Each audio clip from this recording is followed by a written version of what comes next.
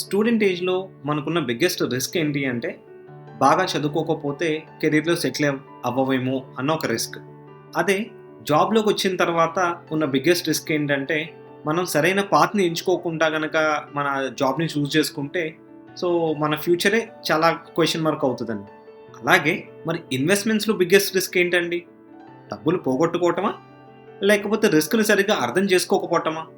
So, ఇవాల్టి video ఆ risk అనే ఎలిమెంట్‌ని ఎలా అర్థం చేసుకోవాలి? ఆ రిస్క్ యొక్క ఇంపాక్ట్ మన మీద, మన ఇన్వెస్ట్‌మెంట్స్ మీద, మన ఫ్యూచర్ గోల్స్ మీద దాని ఇంపాక్ట్ ఎలా తగ్గించుకోవాలి అనేది చూద్దామండి.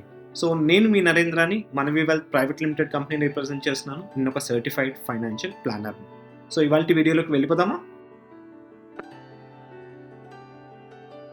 ఇన్వెస్ట్‌మెంట్‌లో ఉన్న అతి పెద్ద రిస్క్ ఏంటి అంటే, రిస్క్‌ని సరిగ్గా అర్థం చేసుకోకపోవటం అండి. అసలు రిస్క్ అంటే ఏంటి? మీ డబ్బులు పోవడం, లేకపోతే మీరు అనుకున్నది అచీవ్ చేయకపోవడమా? అని అడిగితే, ఇన్వెస్ట్‌మెంట్స్‌లో ఉన్న అతి పెద్ద రిస్క్ ఏంటి అంటే, మీ ఎక్స్‌పెక్ట్ చేసిన రిటర్న్ రాకపోవడం అండి. సో, ఎగ్జాంపుల్ మీరు ఒక రూ. 1,00,000 ఇవాళ ఇన్వెస్ట్‌మెంట్ చేశారు. సో, 1 ఇయర్ పీరియడ్‌లో మీ ఎక్స్‌పెక్టేషన్ 1,00,000 కాస్త 1,15,000 అవుతుందని ఎక్స్‌పెక్ట్ చేశారు.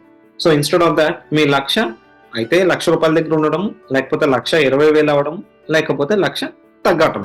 సో, దీని అర్థం ఏంటి అంటే చాలా మంది తీసుకునే అర్థం ఏంటి అంటే ఓన్లీ ద నెగెటివ్ పార్ట్‌నే తీసుకుంటారన్నమాట. అంటే డబ్బులు పోతాయి అని చెప్పి తీసుకుంటారండి. ఇక్కడ మీరు గుర్తుపెట్టుకోవాల్సింది ఏంటంటే డబ్బులు ఎవరికి పోతాయి అంటే ఆ తగ్గినప్పుడు గనక మీరు మీ ఇన్వెస్ట్‌మెంట్స్‌ని అమ్మటం జరిగితే దెన్ మీ నోషనల్ లాస్‌ని రియల్ లాస్ చేస్తున్నారు. అంటే మీ పేపర్ లాస్‌ని యాక్చువల్ లాస్ కింద మీరు బుక్ చేస్తున్నట్టు అన్నమాట. సో, మీరిక్కడ గుర్తు పెట్టుకోవాల్సింది ఏంటి అంటే ఇన్వెస్ట్‌మెంట్‌లో రిస్క్ అంటే మీరు ఎక్స్‌పెక్ట్ చేసిన రిటర్న్ రాకపోవడం. సో, ఇక్కడ డేటా కూడా ఏం చెప్తదంటేనండి ఆహ్, పాస్ట్ 44 ఇయర్స్‌లో సెన్సెక్స్ అంటే అందరికి తెలుసు కదండీ! బాంబే స్టాక్ ఎక్స్‌చేంజ్‌లో ఉన్న టాప్ 30 స్టాక్స్‌ని రిప్రజెంట్ చేసే ఒక ఇండెక్స్‌ని సెన్సెక్స్ అని పిలుస్తారు. ఇక్కడ మీరు గమనిస్తే 1 ఇయర్ కోసం ఇన్వెస్ట్‌మెంట్ చేసిన వాళ్ళకి ఆహ్, ఎన్ని కేసెస్‌లో లాస్ వచ్చింది, లేకపోతే 3 ఇయర్స్ కోసం స్టాక్ మార్కెట్‌లో డైరెక్ట్‌గా ఇన్వెస్ట్‌మెంట్ చేసిన వాళ్ళకి పాసిబిలిటీ ఆఫ్ లాస్ అనేది ఎంత పర్సెంటేజ్ ఉంది అనేది ఇక్కడ చూద్దామండి. సో, 1 ఇయర్ పీరియడ్ కోసం ఎవరైతే ఇన్వెస్ట్‌మెంట్ చేస్తున్నారో ఔట్ ఆఫ్ 44 ఇన్‌స్టెన్సెస్ అంటే 44 ఇయర్స్‌లో 14 టైమ్స్ మాత్రమే they have not seen the positive return అన్నమాట. అదే 3 ఇయర్స్ కోసం ఎవరైతే ఇన్వెస్ట్‌మెంట్ చేస్తున్నారో అంటే 2024 జాన్యురీలో ఇన్వెస్ట్‌మెంట్ చేసి 2027 జాన్యురీ వరకు ఉంచి అప్పుడు ఎగ్జిట్ అయితే గనక వాళ్ళకి అంటే 3 ఇయర్స్ కోసం ఇన్వెస్ట్‌మెంట్ చేస్తున్న వాళ్ళ పరిస్థితి చూస్తే out of 42 instances 7 times people have not seen positive return అన్నమాట. అదే 5 ఇయర్స్ కోసం చూసినట్టయితే still 2 times people have not seen the positive return. అంటే ది ప్రాబబిలిటీ ఆఫ్ లాస్ మీరు చూస్తే 1 ఇయర్ కోసం అయితే కనుక 32% times people are losing their money who are investing for 1 year period. అది 3 ఇయర్ హొరైజన్ ఉండి స్టాక్ మార్కెట్ లో ఇన్వెస్ట్మెంట్ చేసినట్టయితే కనుక ఈ probability of loss coming down to 16% అన్నమాట. అదే 5 ఇయర్స్ కోసం ఇన్వెస్ట్ చేసిన వాళ్ళకి still there is an possibility of losing your principal అండి. It is at 5%. అదే 10 ఇయర్స్ కోసం ఇన్వెస్ట్మెంట్ చేస్తే అవుట్ ఆఫ్ 35 ఇన్స్టెన్సెస్ అంటే 35 10 ఇయర్ పీరియడ్స్ మీరు తీసుకుంటే there is only 1 instance where people have loss their money. So, whenever I'm saying people loss their money it doesn't mean వాళ్ళు డబ్బులు మొత్తం పోగొట్టుకోవడం కాదండి, వాళ్ళు పెట్టిన అసలులోంచి ఎంతో కొంత తగ్గడం. సో, దాన్ని నేను ఇక్కడ లాస్ కింద డిఫైన్ చేస్తున్నాను అనమాట. బట్ ఎవరైతే 10 ఏళ్ళు అంతకన్నా అబోవ్ ఉంటున్నారో వాళ్ళు ఇప్పటి వరకు స్టాక్ మార్కెట్‌లో అంటే ఎస్పెషల్లీ నేను మళ్ళీ ఇక్కడ స్టాక్ మార్కెట్ అంటే నేను మొత్తం మార్కెట్ గురించి మాట్లాడట్లేదండి. ఓన్లీ సెన్సెక్స్ అనే ఒక లార్జ్ క్యాప్ ఇండెక్స్ గురించి నేను మాట్లాడుతున్నాను అన్నమాట.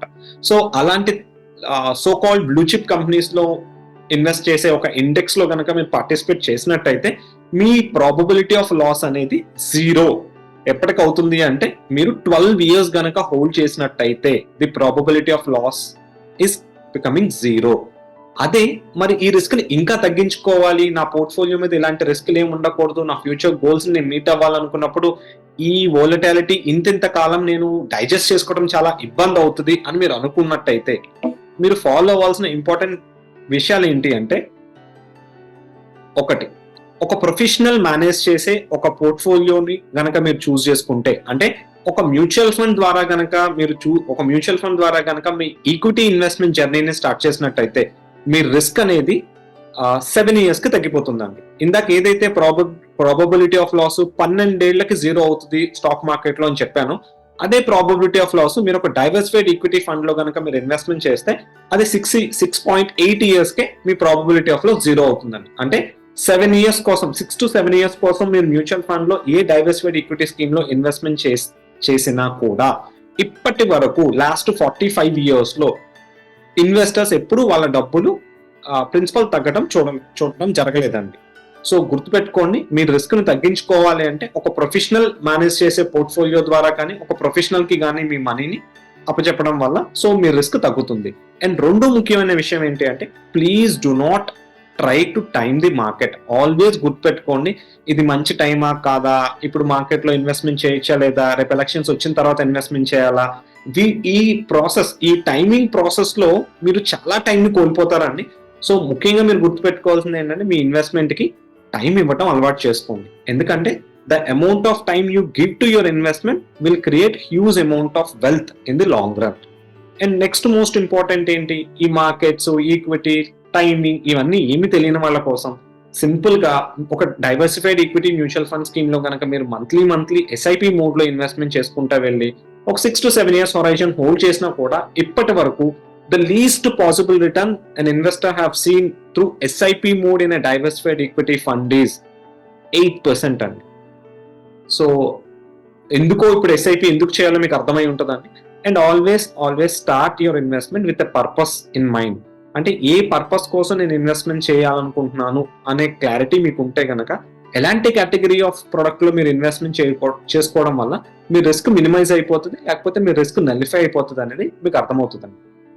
అండ్ ఈ వీడియోలో నేను షేర్ చేసిన ఏ కంటెంట్ స్టాండ్ అలోన్ కన్సంప్షన్ కింద కాదండి. సో ఓవరాల్ మీకు ఒక రిస్క్ అనే కాన్సెప్ట్ ఎలా అర్థం చేసుకోవాలి, ఆ రిస్క్ ని ఎలా మిటిగేట్ చేసుకోవడానికి అవకాశాలు ఉంటాయి అని తెలియజేయడం ఈ వీడియో యొక్క ముఖ్య ఉద్దేశం.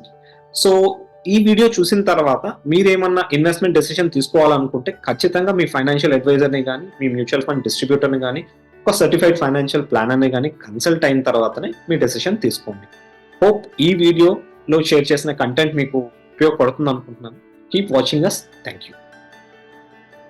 If you like the content in the video, please like and share the video and subscribe to our YouTube channel. If you need any personal appointment, do call us to the below number.